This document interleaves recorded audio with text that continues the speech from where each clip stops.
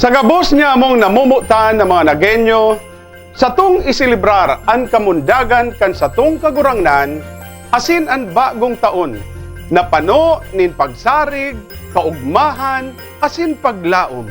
Dakul po kitang dapat ipagrukyaw asin ipagpasalamat. Inot ang balaog ning buhay, asin ang panduwa, ang balaog ning pagkasararo.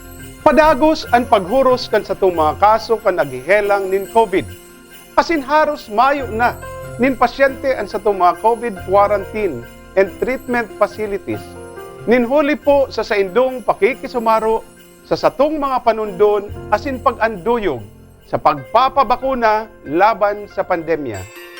Isilibrar ta po ang Kapaskuhan kaiba ang satong mga pamilya, mga amigo asin amiga na nag-aanduyog sa mga negosyo lokal sa satong syudad bilang parte kang satong durungan na pagbangon.